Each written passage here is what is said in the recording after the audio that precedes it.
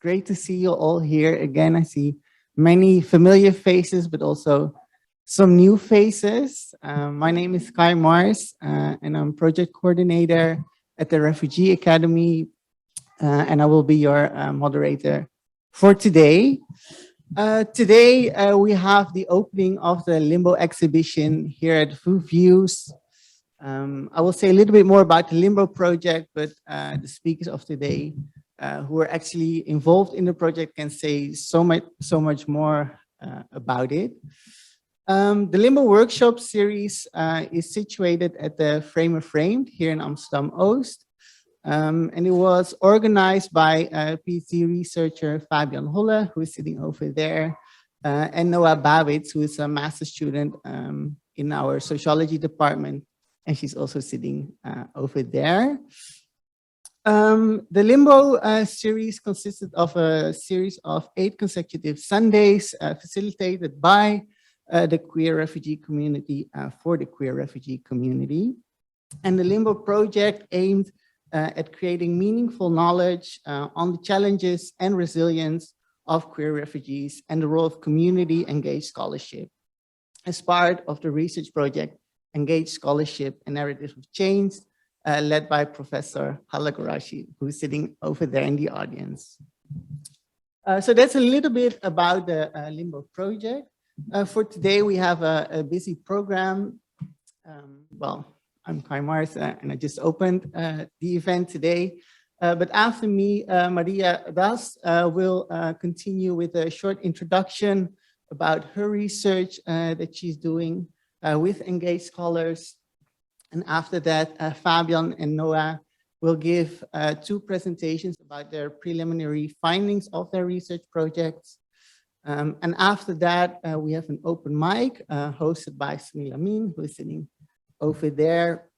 And then we continue with a panel with several speakers who were part of the Limbo project.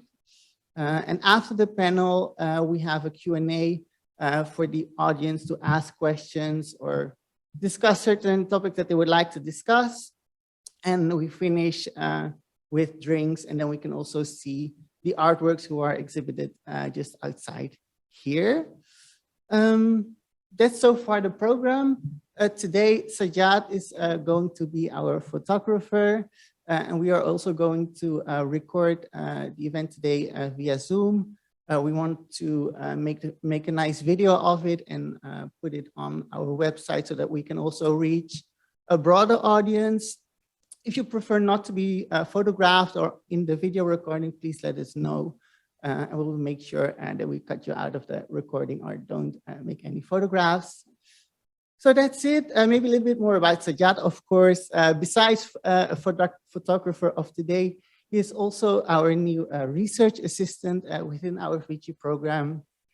And he has done a lot of research on theater and cinema already, and worked a lot with community organizations with LGBTQ+ refugees here in the Netherlands. So that's it. And now I would like to introduce you to Maria, who is going to open next. Maria has obtained her master's degree in Bern, Switzerland, and she's doing her research, her PhD research with engaged scholars here in the Netherlands. So please, Maria, I would like to give the floor to you.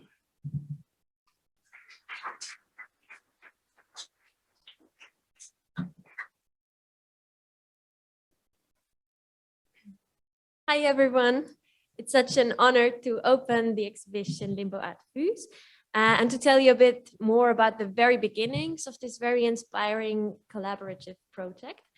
So yeah, I am Maria Rast, and I am a PhD candidate in the Vrije research project of Holle, in which we explore the challenges and opportunities of engaged scholarship.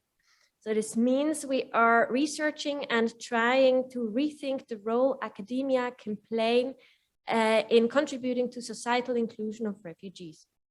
And we are especially interested in co-creative and artistic research methodologies.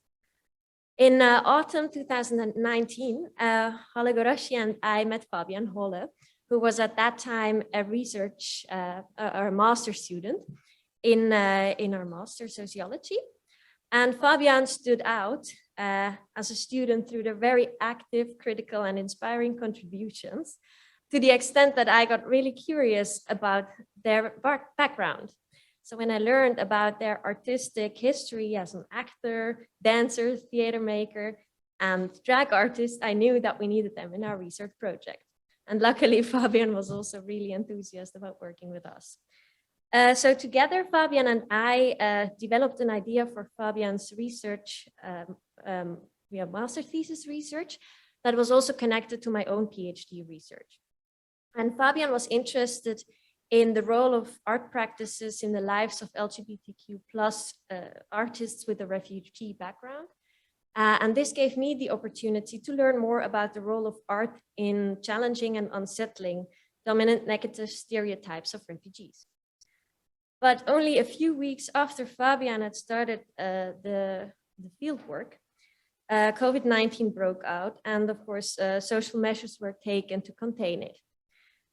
So suddenly the artists that Fabian was working with were dealing with uncertainties, fears, and separation from their loved ones. And many artistic events were canceled, so they lost their assignments. And also our research team was struggling both professionally and personally because of course we were also dealing with social isolation, and we couldn't continue our field work the way we had planned it. But most importantly, we realized that the participants had now more urgent issues in their lives than participating in our research.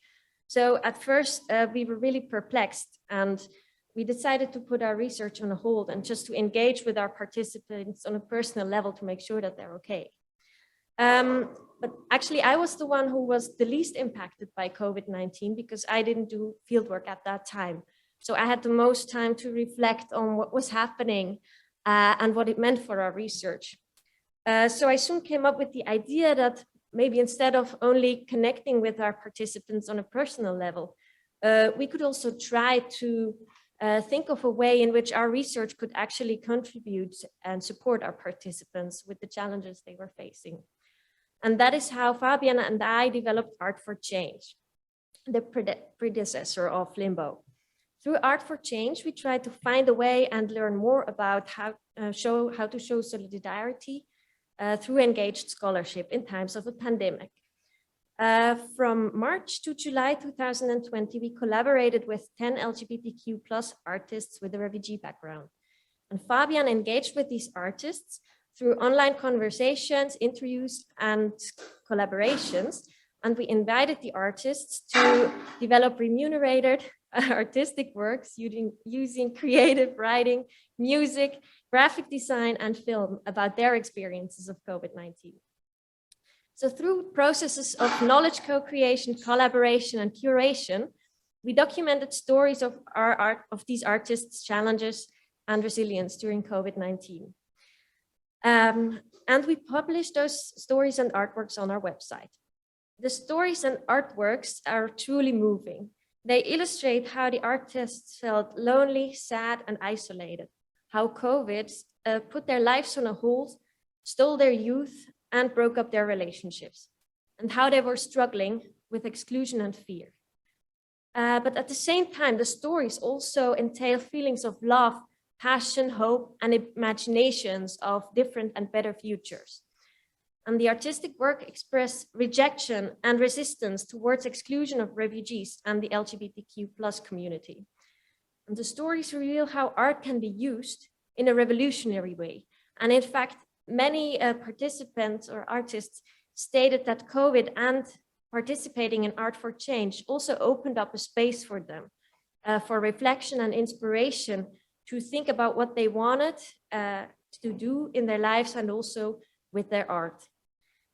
And in the end, Art for Change is an example of how art and art-based research methods may open up a novel space for alternative narrative, critical voices, emotions, hope, and creative ideas that challenge and unsettle stereotypes concerning refugees, queers, gender norms, sexuality, and sexual practices.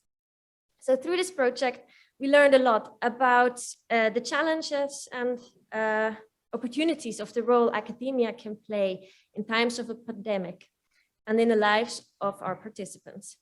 And although there were multiple challenges and of course limitations, I consider Art for Change as a very beautiful example of engaged scholarship, as an example of academic research that departs from and tries to contribute to struggles, but also talents, strengths, and resilience of LGBTQ+ artists with a refugee background. So I would like to invite all of you to take a look at our website and the stories and artworks that were published there. And I now would like to give the word to Fabian Holle, who will tell you more about how the relationships that were established through Art for Change then continued and resulted in this very beautiful workshop and exhibition Limbo.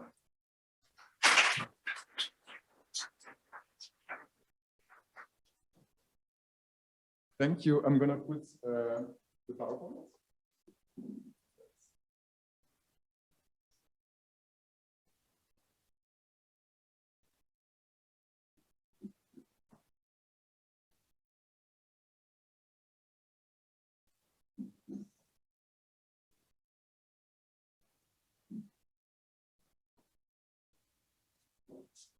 Hello, everyone. Thank you so much, Maria.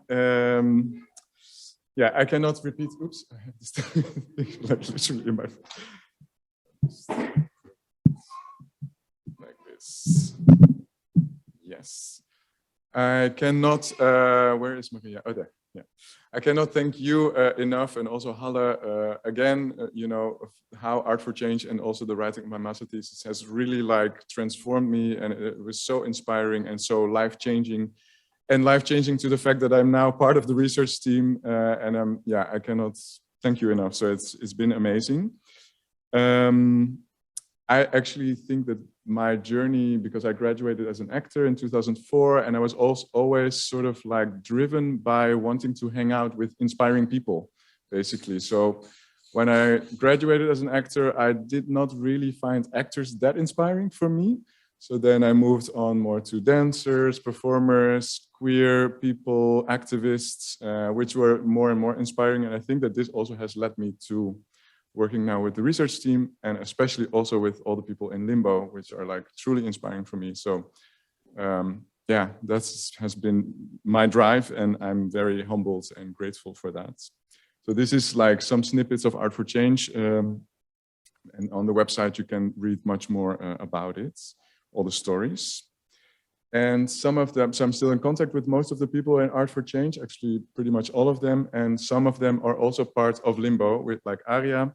So Aria was already 2 years ago also in Art for Change, and some others as well, and are participating now in Limbo. And like the large prints in the container outside are Aria's works. We're going to talk about with Aria and all the others in a minute or later. But yeah, so it's also about long-term collaborations for me. So let's see if this works. Yes. So my research is about community engaged scholarship with queer refugees in the Netherlands. I use the term queer refugees because it's easier sometimes as a LGBTQI+ people with a refugee background. So I'll just make it simple and say queer refugees, but not always everybody is happy with that labeling. So I'm sorry for that, but yeah, it makes it a little bit easier to talk about it. So I'm interested in co-creating knowledge in creative ways together. And the Limbo project is, as Kai mentioned, still ongoing. So it's situated in Frame of Frames, and I organized it with Noah. And Kai already said all these things, so I don't actually have to repeat it. Yeah, it culminated in a public presentation. So we had workshops, 8 workshops privately. So where we were having a safer space to develop works amongst ourselves, but we also had an exhibition, a public presentation with performances. And just like now, so these are the moments that then are open to the public. So this is also a part of it, that sometimes we work privately, safely, you know, we need time to yeah, share stories amongst ourselves, and that it's safe enough to do that. And then there's moments like these to open to the public, also articles or other things to share the knowledge that we created.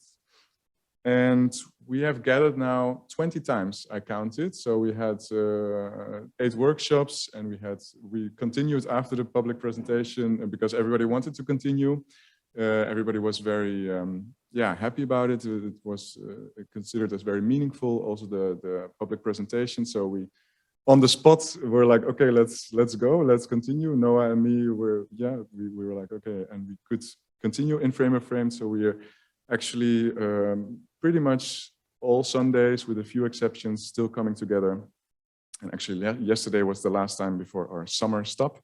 But so 20 times right now.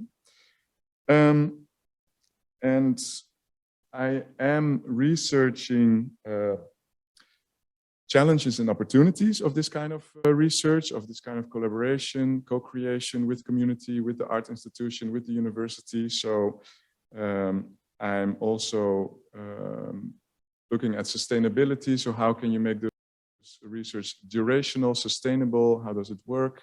Also, what's the impact, on individual level, but maybe also for the university or for the institution? So there's all like big questions, and there's way too early to say anything about it. So I want to actually focus on why I think it's important. And the short answer is because it's critical theory in practice. So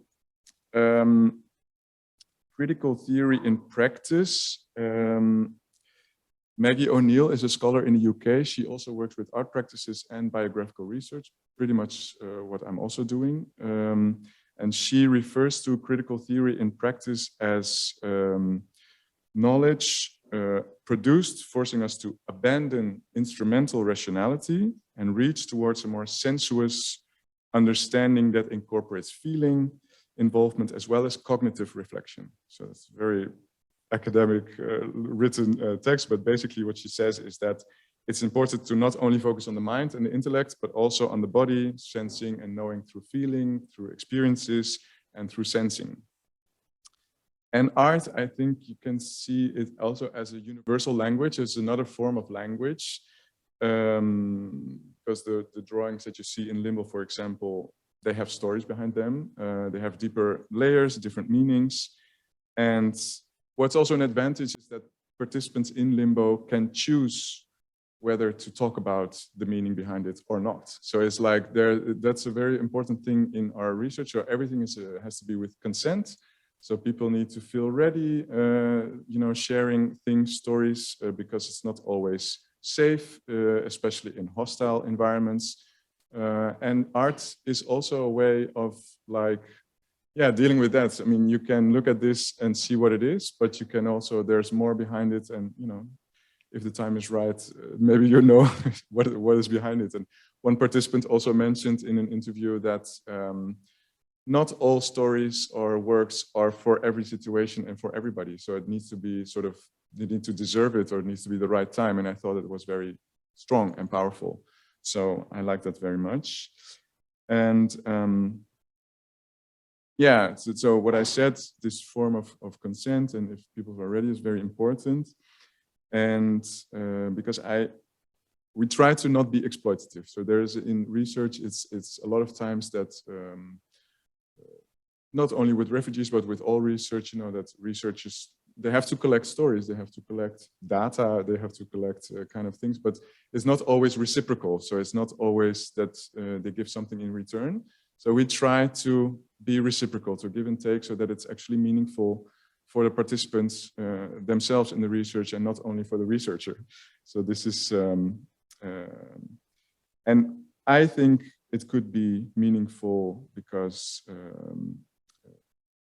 it can be inspiring to share stories. It can be inspiring to make artworks. It can be helpful. It can maybe trigger reflection and introspection, what we saw in Art for Change as well, or bring clarity and connection and community. So we're basically, building this collective and community together.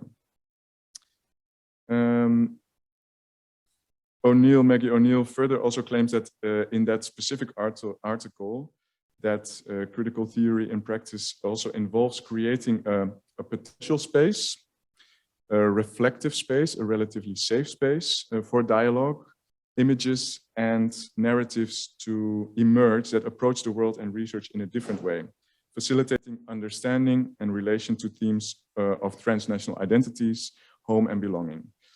That's pretty much literally what we're doing in Limbo, actually. So we're also creating a relatively safe space where we can reflect, where we can, where there's time for introspection and share amongst each other narratives. And it's also about transnational identities because it's queer refugees involved. And last week I went with Sajjad actually to Utrecht University for a talk with Milo Rao. Oops. And there they also talked about the new role of critical theory. And Milo Rao is an artistic director of NT Ghent. It's a large theater company in Ghent. And he does very interesting things. I have never actually seen any of his work, but it sounded very interesting when they introduced him, because he's working also with communities. He's very critical on society, and he brings art, activism, and social science together in an inclusive way. Hi, Nim. So it was really nice. And they talked about the new role of critical theory that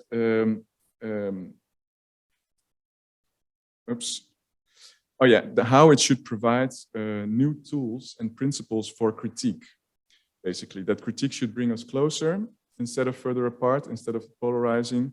That critique should assemble us, and that critique should offer places of bringing people together to share stories. And this is what contemporary critical theory in practice should be. And that's also what we're trying to do in Limbo. So these examples of Milo Rao and of Maggie O'Neill talk about, this critical theory contemporary. But what I've learned from Holle Gorashi is that this role of critical theory actually has changed over time. So before, it was sort of macro emancipation. Let's see if that's, so before, critical theory was trying to emancipate ourselves, liberate ourselves from macro structures, from dictators, from religion, from religion telling us how to live, from the bourgeoisie, all these sort of like larger structures, and we telling us how to marry or who to marry or all these kind of things. And we did, we don't have dictators now in the Netherlands, for example. So we sort of emancipated ourselves from that. We are free to choose what we want to choose. So it has changed, and the power has changed, because we still need to emancipate ourselves, but not from these visible forms of power, but more invisible forms. And following Bauman, Halle also argues that this newfound freedom that we have leaves also individuals with all the responsibility to make their own choices. So it's not, so we are free, but we carry this responsibility to make all the choices, which is a big burden. And Bauman calls this the mixed blessings of freedom. So it's both a freedom, but also responsibility. And this freedom has also decreased, so now I'll come to the quote here, the freedom has also decreased the sense of connectedness among individuals, making it difficult to deal with increasingly complex issues of our time while drawing exaggerated attention to perceived risk. So basically we're more and more individualized because we focus on our own problems, less on the collective. But in a well-functioning democracy, we have to do it together, and we have to, together make it work, which makes it difficult because we're polarizing, and and the fear is then also a part of it, a big part of it, fear of the other, for example. So the nature of these visible forms of power have changed. So it's no longer the case that we have to emancipate ourselves from dictators, for example, or from a king or from the bourgeoisie, but now it's this invisible form of power that influences our mind. So taking for granted assumptions, common sense sometimes. So things that we perceive as common sense and that we don't actually think about or reflect on can be forms of exclusion. So we might not even realize that the things that we think are forms of exclusion. So this is the process of normalization also, and this is also the form that we have to reflect and be critical about. So for example, the fear of Islam. So in the Netherlands, you know, there's like the fear of Islam that is not compatible with the Netherlands. So this is like an example that becomes almost normalized, you know, as if it's true, which if we don't reflect on it, it's dangerous because it becomes stronger and it becomes more dominant. And in the Netherlands, there's also a dominant idea that we're ahead in terms of women's and gay emancipation, for example, and that we are very free and open-minded as a nation. However, for gays, for example, to be fully accepted, they have to also fit certain invisible norms. So this is another, of those maybe common sense taken for granted in this.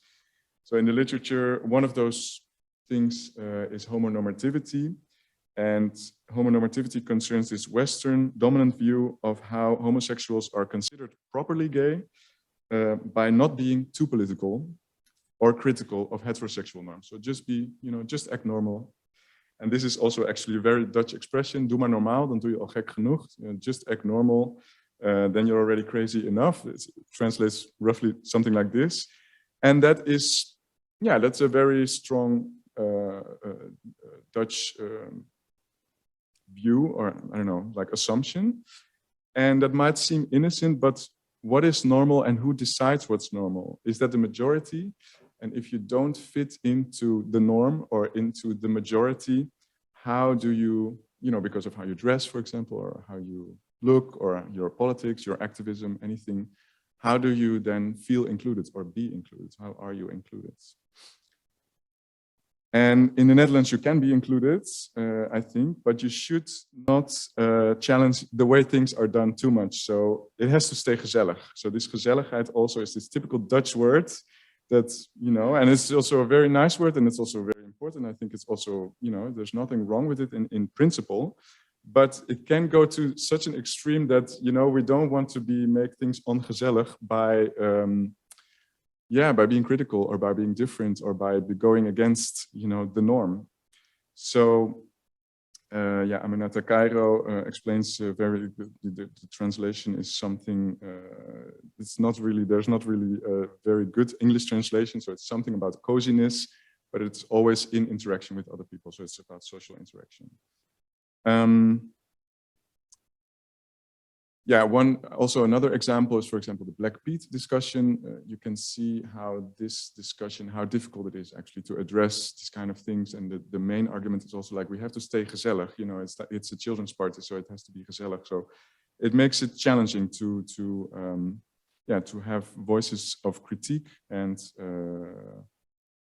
to go further ahead, basically. So to sum up a little bit, we don't need to emancipate ourselves from, on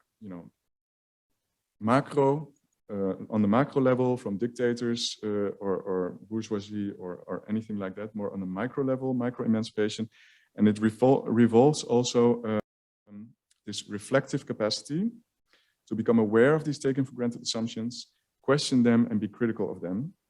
And it also involves what Haile Gorashi also refers to as relational autonomy, which is this constant balancing act of individuals who take their role as democratic citizens to heart, and their struggle for autonomy will not end in absolute isolation from the other, from the long-term interests of the societies they are part of. So, because for a democracy to function properly, we need to stay in relation with each other, be open, learn from one another. And stories and art are a great way of doing that, actually, as opposed to becoming more individualized, more polarized, and busy with our own private concerns.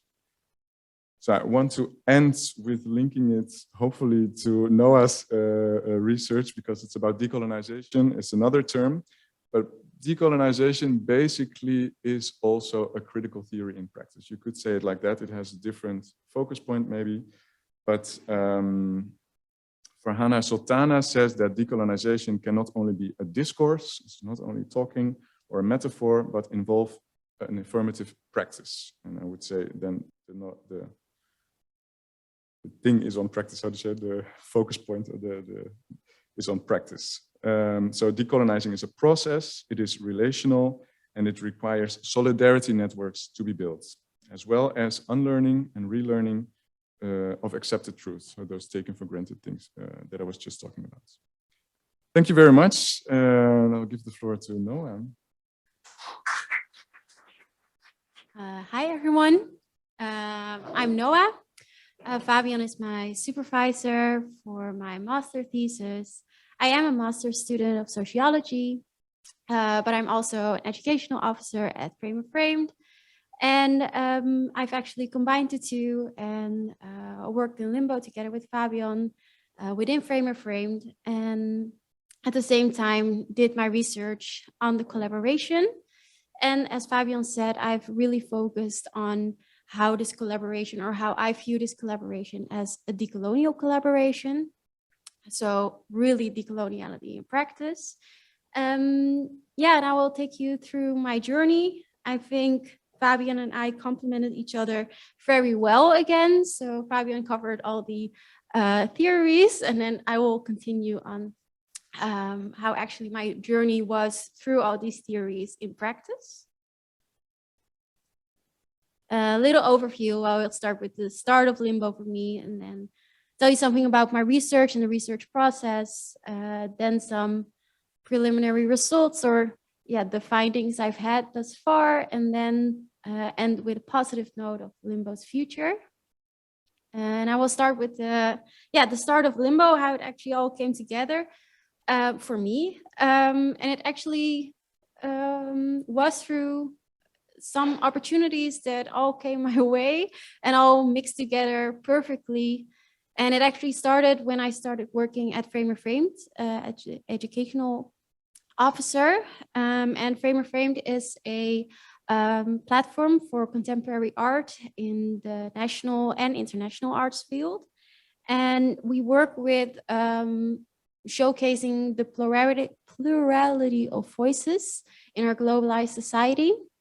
And as an educational officer, I try to translate that to our audience below the age of 18.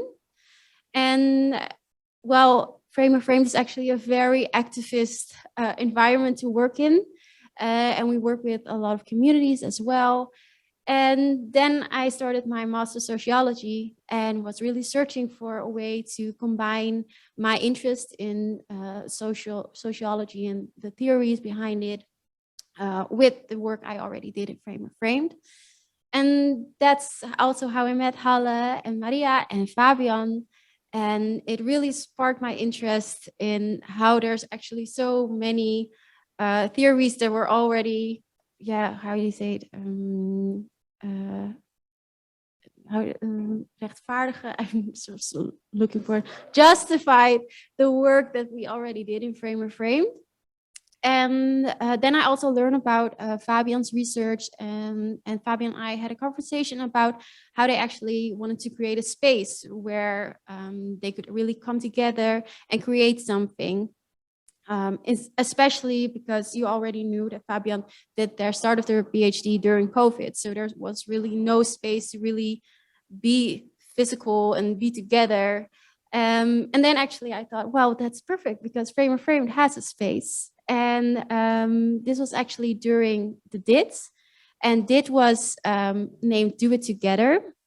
And it was a gap between exhibitions, also due to COVID and the regulations, that we had this space in between our exhibitions, and we tried to make it a space for our communities and for dialogue, and without having exhibition as the main starting point. So we had the conversation together with Yassine and Fabian, and logistically and contextually, fitted perfectly. So we started to work together. And that's actually how it started. And it also started before I even knew I was going to do my thesis about this subject. So I really just wanted to put these two people and these two projects together. And because I really thought that the collaboration would be very fitting and that there could be very beautiful things that came out of it. And I already said Frame or Framed already worked with two communities, IPSI, Intercultural Psychiatry. We host an open atelier, and then people have, actually art therapy. And they come in every Monday. They also have exhibitions. We actually have the exhibition right now, Reflections, their end exhibition.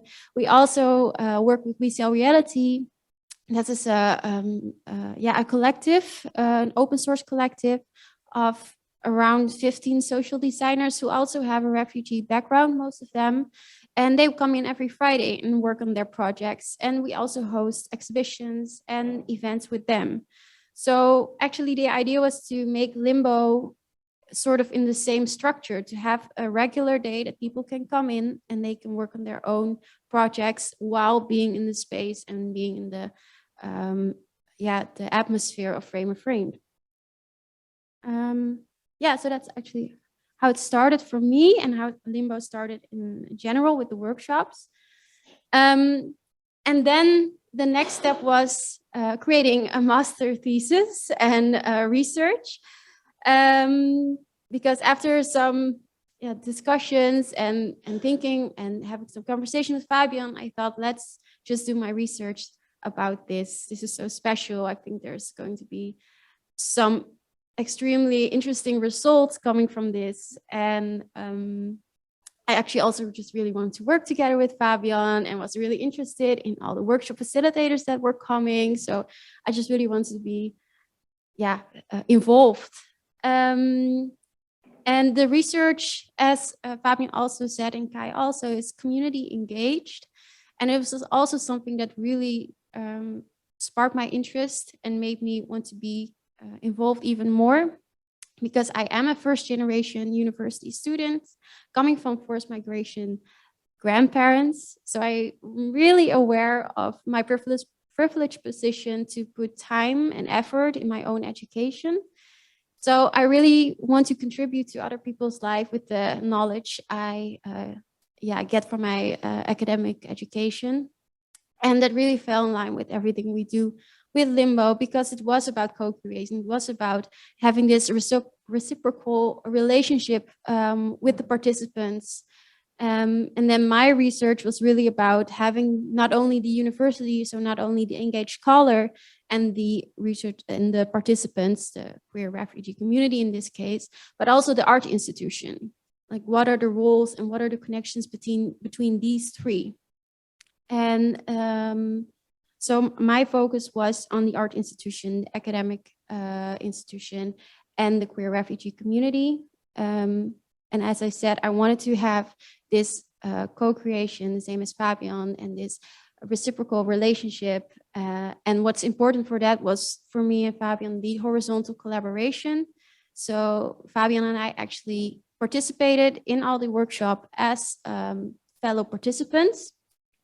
I made a conscious choice to not go for participant observation and to not make notes during the workshop, because I wanted to fully engage with all the fellow participants. I wanted to fully be a participant and not only an observer that uses other participants' experience as data, but actually be there. And also because I felt, and I've seen the workshop facilitators, I know that I have so much to learn from them.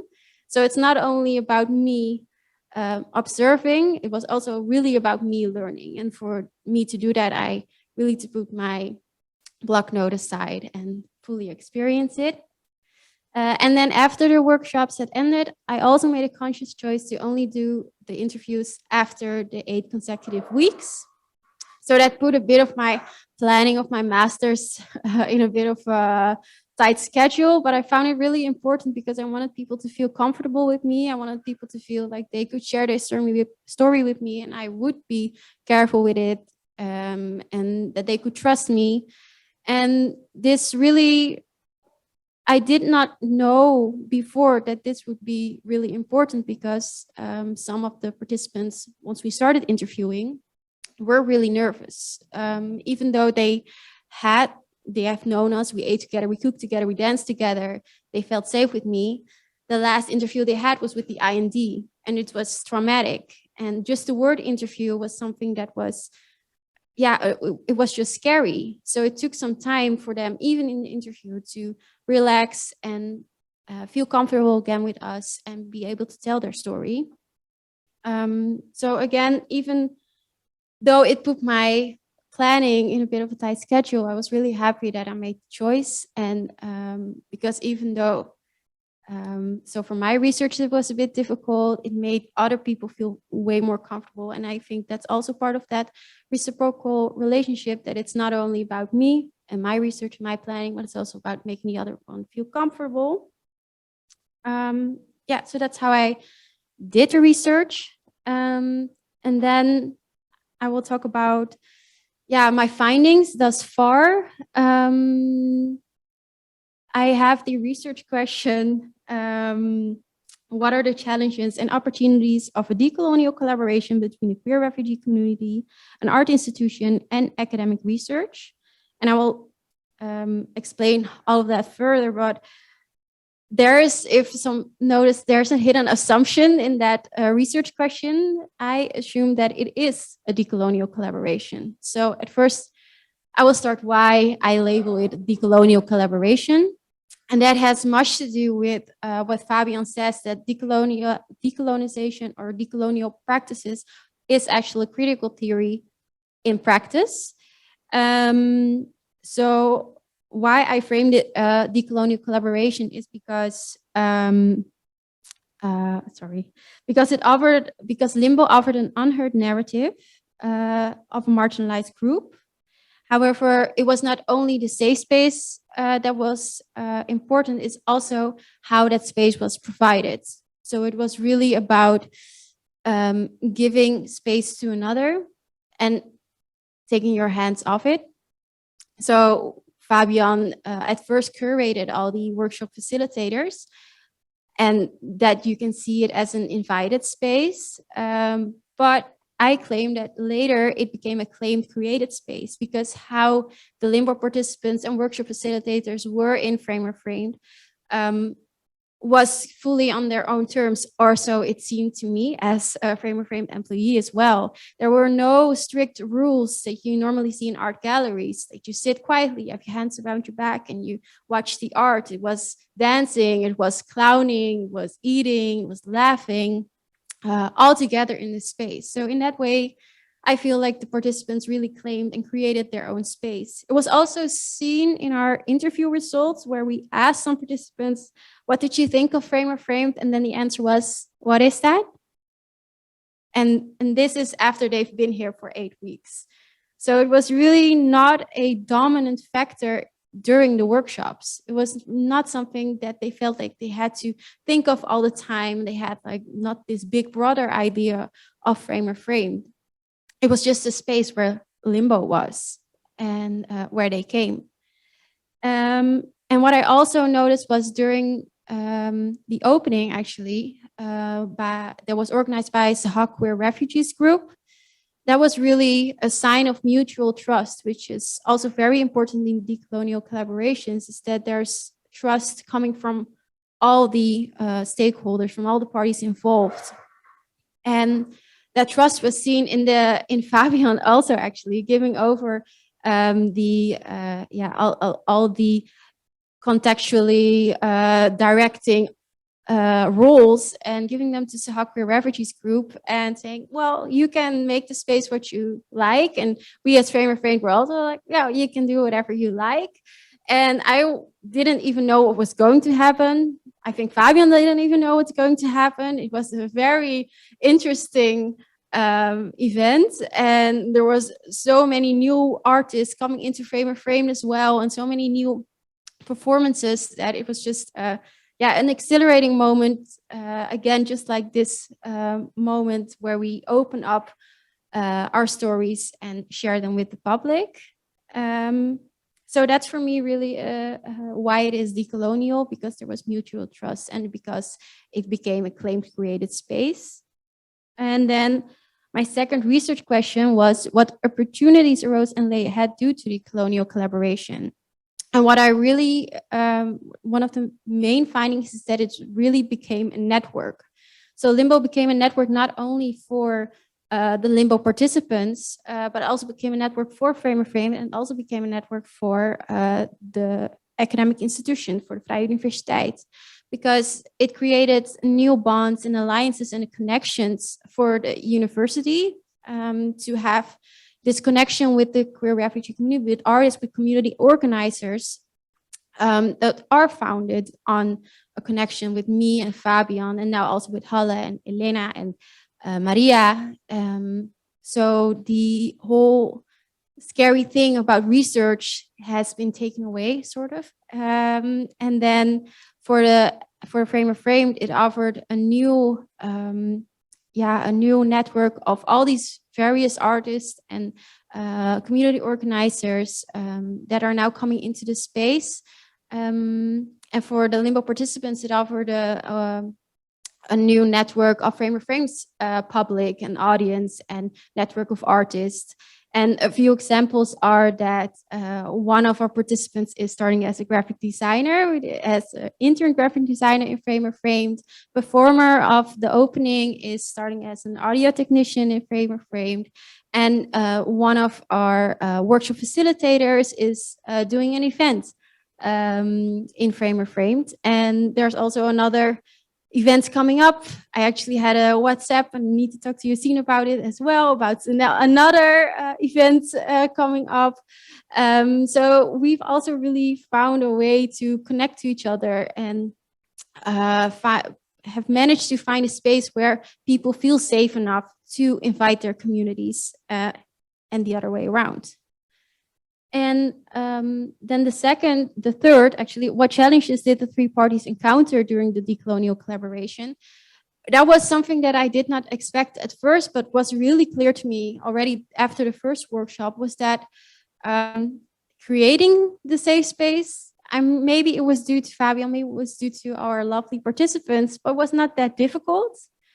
The real challenge lay in that feeling of safety really endangered sometimes the actual safety, because people felt safe enough to share their stories. But at times, those were traumatic stories. Those were stories from the past, stories about family, stories that were really painful and were also experienced as painful for the other participants. So some participants did not know or left the workshop with a negative feeling. And we, as either like the Vrije Universiteit, Frame of Framed, and our community organizers, we are not a formal mental health providers. We did not know exactly how to give people their needs. And actually you found some way to do that by having our space holders, I named them, and that they started caring for our community. They started caring for the Limbo participants. And in that way, we sort of ensured our safety back again. But it is a challenge for the future, is how to actually be safe without having those formal structures. And then another challenge lay in our ever-changing composition of the group. So every week there was another member, or maybe all other members. Sometimes there were 10, sometimes we were with 3. And how do you keep the safety that was established from the week before, if it can just as easily be dismantled by all these new members or this whole new composition of the group? And actually, then I go back to our space holders again, because there were some participants, workshop facilitators that we had in the group that were such key elements in holding the space safe and holding the space welcoming, that it was not only me and Fabian, but we could really let go and sit back sometimes, be true participants, because we knew that these space holders, these other participants, would be just as welcoming and would be providing the safety that we couldn't always provide. So in that sense, it was really, truly a collaboration, in a sense that me as a researcher, me as an employee of Frame of Frame, could not always ensure that safety the same way that our community members could. And then the future for Limbo. This picture is not, it's better on the website, but maybe this is like anonymous version of it. The This is a picture that was taken during the exhibition opening in Framer Framed, which is a very nice experience, as I've already mentioned. And the future for Limbo, as Fabian's also said, we will be continuing probably after summer break. We've already continued after this opening, and now we are here again. Framer Framed has really acknowledged all the connections and networks and opportunities that Limbo provided, and really wants to have Limbo in the space. So I think the future for Limbo is very bright. I think some participants or people we've interviewed already said we should be like Stichting Limbo and provide healthcare. And there's already these grand ideas that I think are very fun to think about and brainstorm. I think there's still so much to learn from each other. And from everyone in the space, and all the new people are still coming in, because we also still have new members every week joining the workshops. So we still get so many new perspectives and narratives every week, and that has not ended since the exhibition opening. And I don't think it will end after this summer. And I think the group has really transformed into a collective, and I think the collaboration has really proved itself as a very strong connection to each other, where the knowledges were shared and there's knowledges that was created. And for me personally, it has been an incredible journey. I did not only gain that knowledge, but I've also have now very close relationships in my life that I appreciate on a personal level, and I'm so very grateful for. And as a final note, I would like to thank Fabian and Holle and Tara as second reader, Sajad, Yosin, all my colleagues from Framer Framed, and of course the Limbo participants and workshop facilitators for sharing their knowledge with me and feeling safe with me to share it. And I also want to thank Fabian, especially for being such a patient and encouraging supervisor, but also such a lovely co-organizer. And it is so invigorating to work with someone that is so committed for doing good. And I am really looking forward to keep working and learning from you. Thank you.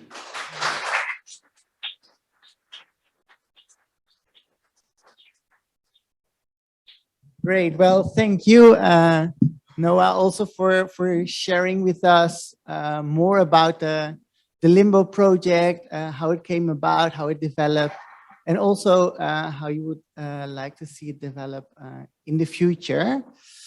On the program, we also have our panel, and I would like to invite first Adia again as well to take part in the panel. Adia is a graphic designer from Iran, and who moved here to the Netherlands 5 years ago. And as you also know, and as you can also see here in the Limbo exhibition, Adia makes digital artworks that represents kind of healing journeys into the unconsciousness. And these artworks, they are borderless manifestations of introspections about life, society, the past, the now, and carefully also dreaming intentions for the future. I think, Adia, you can say so much more about your artwork, but please first take place here in the panel as well. And a big hand for Adia. Then next, I would like to invite Alaa, also as a member of the Limbo community, also to take part in this panel. Alaa obtained diplomas in psychology and communication, if I'm not mistaken. And before they came to the Netherlands, Alaa worked also on creative practices with refugees in the Syrian Red Cross in 2014 and 2015.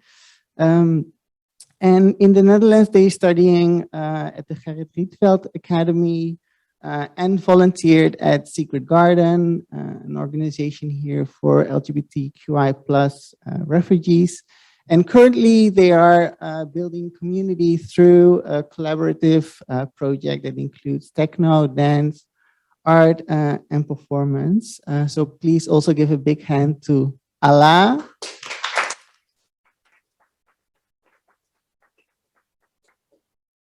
And I also would like to invite Lamin again to take place in the panel. You also already know Lamin, so a big hand for Lamin as well. And I would like to invite Noah, of course, also as co-creator of the Limbo project to participate in the panel. And would like to invite Fabian, of course, also as a panelist. And finally, last but not least, I would like to introduce you to Elena Ponzoni, who is going to moderate the whole panel conversations. Elena is a thank you. Elena is an assistant professor at the Department of Sociology, and she's also part of the Refugee Academy and part of the project on engaged scholarship and narratives of change. And her research focuses on the inclusion of refugees in the Netherlands. But with further ado, I would like to open the panel, and please, Elena, would you like to take over? Yeah, I feel really humbled to after these touching pieces of art and these soul-touching words to take the word. Actually, we're running quite out of time. We're running a bit late, so I will keep it short and skip some of my questions. But I think it's really nice to have now a moment to sit together and share also a bit about what this extraordinary experience of Limbo has been. I am one of Fabian's supervisors, so I followed it a bit from a distance, but with a lot of involvement. Actually, I'm extremely enthusiastic about what you created together. So my first question was about how Limbo started, but actually I think Noah already told some of this in our presentation, so maybe I'll skip that question and go directly actually to ask to Sunni, to Alaa, and to Arya, what it meant for you, what Limbo meant for you, and maybe tell us something about how you experience participating, but what it meant in your lives. Who would like to start? Arya? I can go. Go ahead.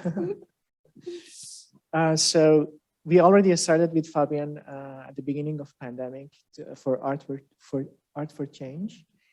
And that was the time that I started to design again after I moved to the Netherlands. And that was a little sparkle in my heart that I can do more with my designs.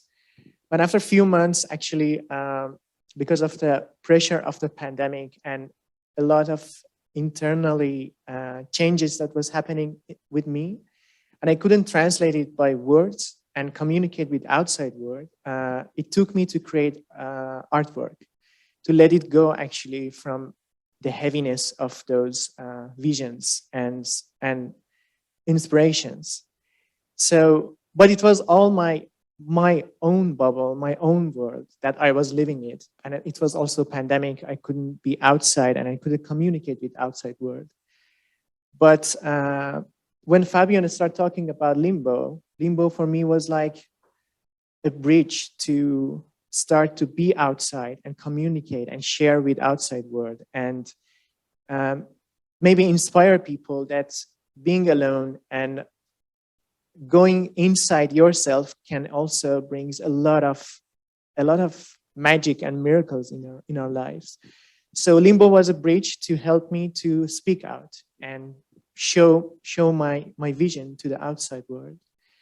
And of course it was safe, and because I still didn't feel safe in the Netherlands, in my own community, in the LGBT community, with a lot of struggles, but Limbo was safe. I could speak. I could feel that I have a tribe. I have people. I have backup.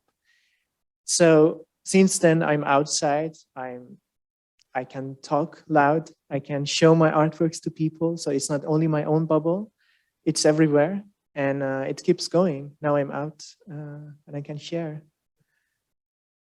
Thank you so much. Really beautiful. Yeah. Yeah, for me, I can say in a good way there is Limbo is one of the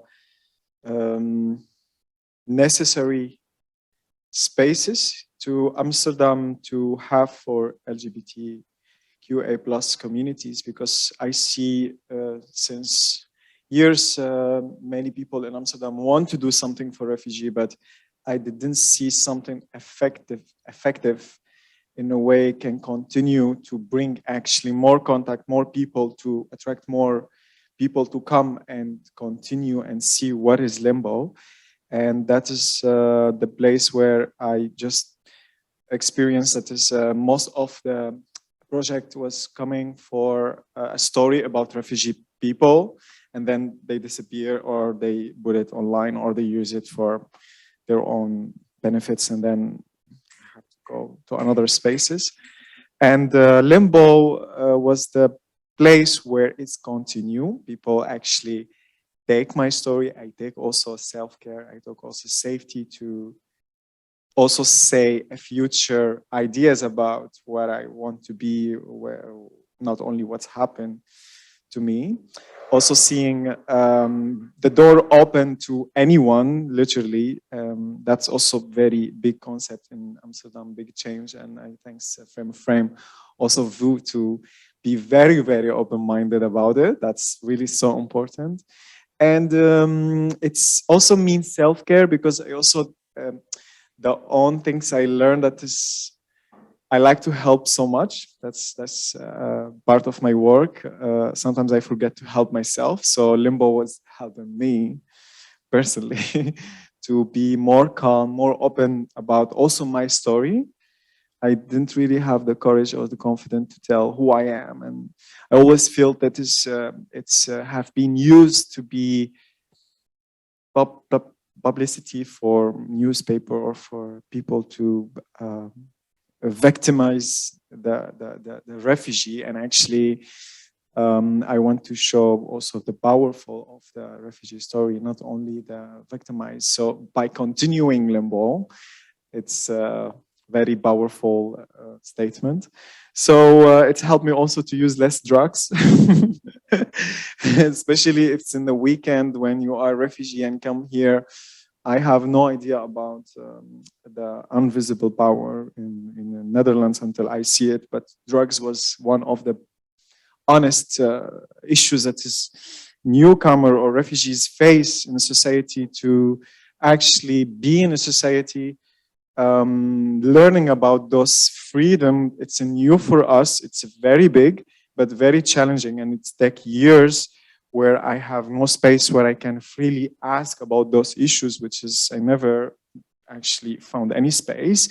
And there was two organization, which is Asylum Refugee Support Center and Secret Garden, the only two organizations who actually trying to help. It's still trying because they have specific help they give, but Limbo is also helping you to be a human first, and then to be safe to ask the question that is you can't ask anywhere, like what is drugs, what is where I am, what do you do, where I live, like those questions about actually the Dutch, let's say if there's a Dutch society.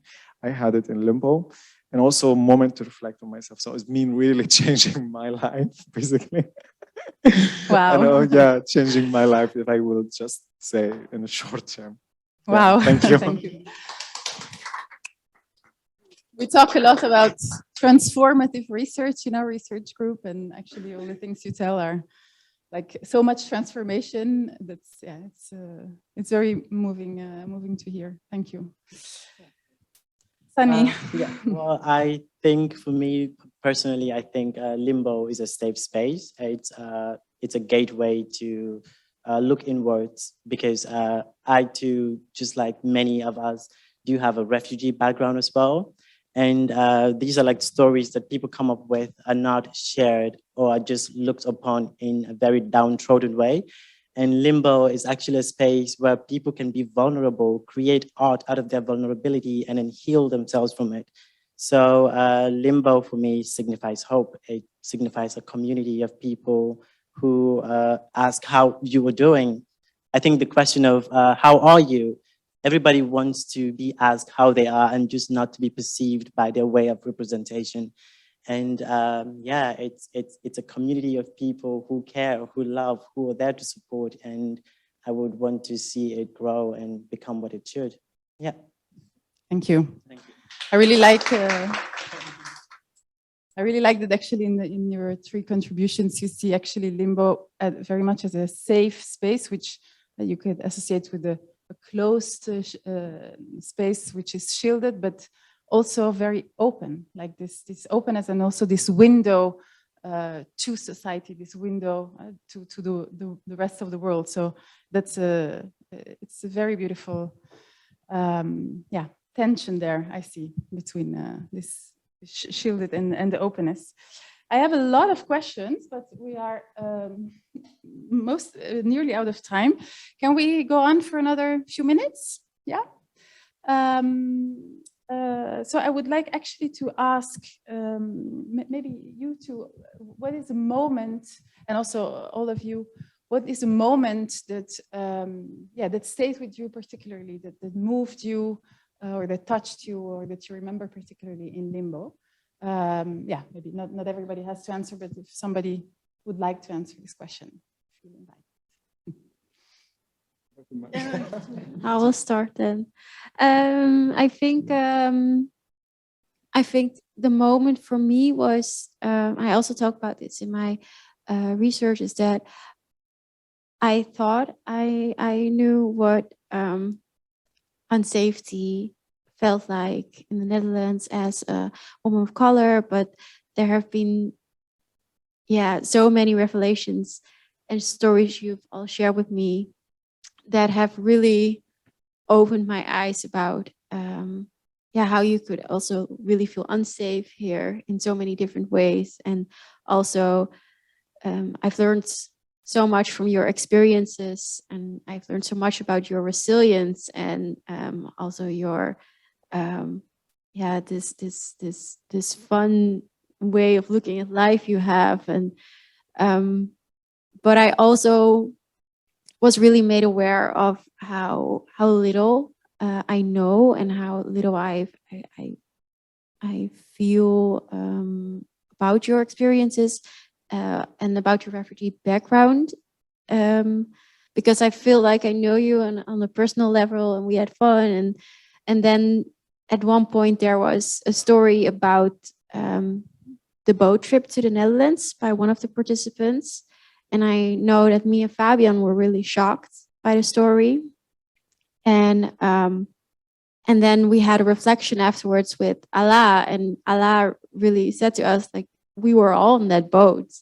And it just really struck with me, and it stayed with me. Not that it was a metaphor, because not everyone came here by boat, of course, but it was like everyone went through that journey, and that really struck with me, and it made me realize that I will never fully understand, that I will never fully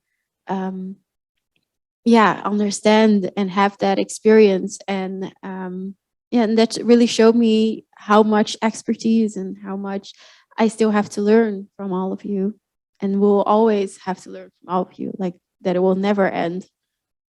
Yeah, that was stuck with me. Thank you. Yeah, for me, actually, this moment, again, the open mic for today, and also the open mic in the opening event, but all the performances actually really hit me so hard. Like I cannot even. So I think it's so important, and I was like crying like after it also accumulates, like the many poems, you know, and in the end Dennis, like I was almost crying with this, and this is so important for me that it's sort of like difficult to talk, you know, also in my talk, you know, you talk about it, it's sort of like in the head, it's rational, but like the art is actually what it's about and what really communicates and what really opens the heart. And from, at least for me, and maybe it's not for everyone like this, but this was so strong in the opening for me, and it was blew me away. Like it was literally not prepared for that. And I think Holle and me were sitting next to each other, like she was giving me a tissue to, you know, because I was crying. And so it was really, yeah, this coming together of arts and then also thinking about it and, you know, social science. This is really like very special for me. And it's, that's, I think, yeah, what's, I mean, there, like Noah says, there's many moments, like every time it's very intense, but yeah, the arts and basically is just constantly the one that gets me. Thank you. And Sunny and Arya and Alaa, do you have any moment that you would like to remember particularly? Is it? Actually, and things I want to share also about after the exhibition show how much people want to know about refugee story, but there is no space before offer people to come and meet refugees who they can perform and tell story in that intensity what's happened 27th of March. So this, when the space open, actually it attract a lot of also refugees. That's was really good point to mention, that is the information spread really fast. So many people start coming, they want to perform, they want to be part of it, or they heard about it. And also they start bringing their friends. So the network, the amount of the big network that we had from Limbo was very overwhelming somehow. And after 27 March, it became even more. And we realized it is, oh, there is now people in Zandam and in Nijmegen, they are contacting us to come Sunday to Limbo. That was very about like how the network work and big, and invite each other from the ASSA to the refugees whose 5 years still doesn't fit. And I wish my wish to continue this, because I think is necessary, is urgency, and it's important to realize it is also self-care and educational for white people and for everyone in Amsterdam, not only for, and also for me as a queer, as an activism, as a refugee. I want to learn as well about myself and show this. So I think the powerful of functioning and networking is very powerful, and this because also the collaboration was also nice. I also noticed how I think it's only the personality of you as a researcher, and then the space where it's open, give the freedom. Let's say, give the freedom to be. That was very strong statement where everybody should learn from the collaboration between space and researcher. I think this is it. Great, thank you. I think I'll take it to the earlier question that you asked, how, what we learned from Limbo, what we will take with us from Limbo. I think, in my entire life, I'm 23, and I have taken up so many identities. And I think for now, having to witness and experience this workshop with real humans telling their stories, and of course, they all stayed with me as well. But one of the participants best said it when she said, we all have different pains, but we carry them in the same way. So I think this is one which in a way just summarizes it all. And this is a statement that will stay with me for as long as I live, I suppose. And all together with everything created and told. Yeah. Beautiful, thank you. Arya, would you like to add something to end? I think this is going to be our last. Well, for me, it was like after 5 years, I could find a place that I'm fitting, and I could feel safe and share my stories, and I could see I'm not the only one to suffer from this loneliness and not fitting in the society. Then I felt really good and comfortable to be in Limbo. So that's the thing I always tell to Fabian, shall we please continue Limbo, because I cannot stop this anymore. Yeah. So yeah, for me, the whole program is remarkable. Thank you. I actually wanted to ask what are the conditions to go on with Limbo. Maybe you can just say something very quick about it, and then I will round up.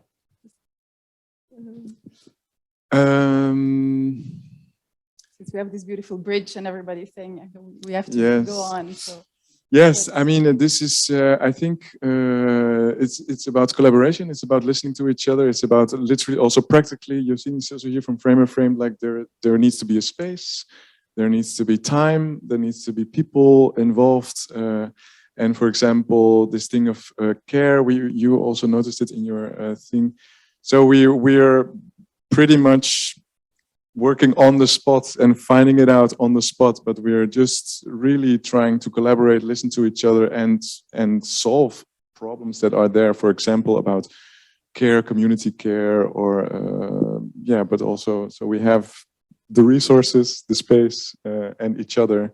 And I think that's what's most important. And we try to learn at the spot and do it directly. Yeah. Great. Thank you, all of you, for beautiful answers and contributions. I really enjoyed it. I'm going to give the word back to Kai. Yes, thank you, Elena, for keeping this panel and the conversations. Before we're closing, we had still scheduled a short Q&A with all of you here. So are there maybe some people who have any questions for the panelists, for each other? Yes, and maybe we have a mic here.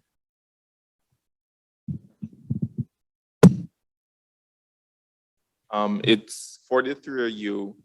Do you think it's exhausting to always have to carry that identity around, to always have to carry the migrant identity around? I mean, just as people.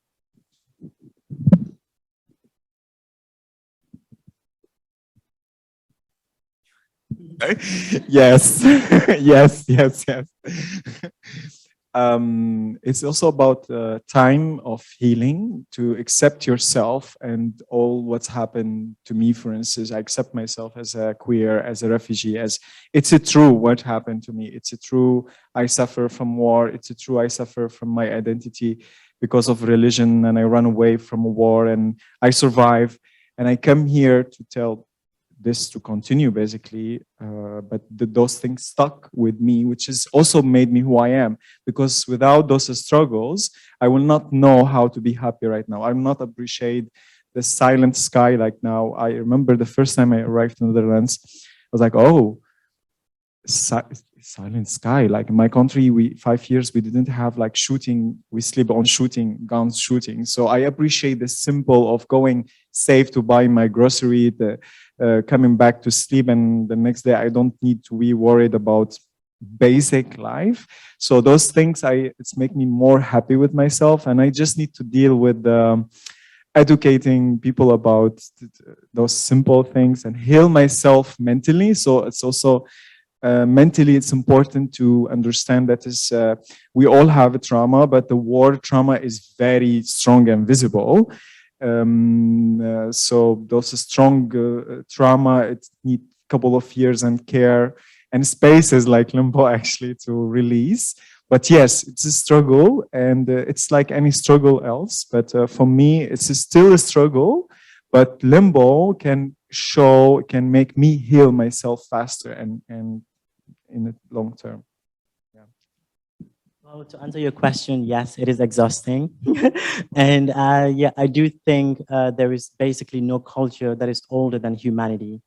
And I want to be considered human first, not Black, not gay. I want to be considered as a citizen of the world and to be treated as such, which is unlikely, but okay. I'm dealing with it. Yeah.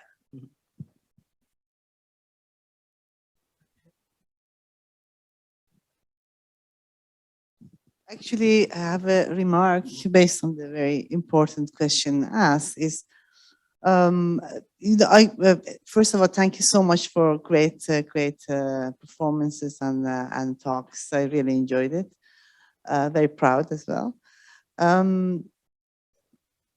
when you become a refugee or a migrant, and when the concept has such a negative connotation in the public discourse and in all the things we see in the media and in conversations, it is really exhausting to be a refugee or a migrant. That is also what I felt when I came to the Netherlands as a refugee 35 years ago. So you want to distance from that concept because it's all gives you negative ideas. But at some point when I was through my study and reading some material, I realized that refuginess has something very special and positive about it. For me, the fact that the pain I carry, it shapes me. The person I have become because of my experiences that made me a refugee is a positive experience. And Edward Said was, his work was very informative to me. He talks about intellectual as exile. So to be able to be intellectual or somebody who thinks differently originally, exile as a metaphor is very important because exiles, refugees, because of the fact that they are living in between different or having different points of reference, that is actually potentially something for originality. So that you never take structures for granted, but always question. Exhausting to question all the time, but it is the potential for being original and creative. And when I felt that and learned about that, I learned also to embrace my refuginess and make it something and accept that and carry it with pride. And then also become a cosmopolitan, as you mentioned, based on being human, but not forgetting the pain that had shaped me, and also embrace it as something very beautiful part of my life. And that is the reason we use refuginess, and refugee as a concept in our work. But also very much work on the, get rid of these negative connotations that comes with it.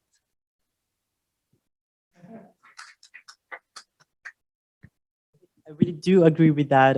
Yeah, I've always struggled with the title of a refugee because it really downgrades a person. And just by this identification, people really just want to take a step away from you. And I've always told people being a refugee is not an identity, it's a transition. It's a journey we take. And I think if any, we want to be identified as equals, we want to be identified as people that belong to a society or people that are trying their best to belong to a society because of crisis that they've gone through and have been through. And yeah, if anything you would take away from this event today, it should be refugee is not an identity, it is a transition. Yeah. I also want to say the word refugee, for me, it's like any word add to my life. As people call me also faggot, people call me crazy, people call me refugee, people call me queer. I don't know. I heard sometimes my name changed. My name is not Alaa, is Alaa, but no one can say this. Even my name changed. So this changes actually what actually make me who I am right now. And again, I appreciated the struggle, show me the way to be strong. This is how I can say a refugee. Thank you. And of course, enjoy the Limbo exhibition, which you can see here outside. Wrapping up, when I look at Limbo as an outsider, I see it as a kind of building space, building community, building solidarity. And I hope that now when we're going home, we perhaps can also take it as our personal projects to also build space, create space, and hold space. So I'd like to thank you all for being here. Thanks a lot, Fabian. Thanks a lot, Noah, for being the kind of founders of the Limbo project. But especially also all the Limbo participants, the community members. Thank you, Adia, Alaa, Sunni, for also participating today and really shaping Limbo as it is now. And thank you all of you here who are participating in this event as well. So by now, let's finish this session and go see the exhibition outside. I see the sun has finally appeared again. So let's have some drinks, let's have some food and enjoy the Limbo exhibition. Thank you very much.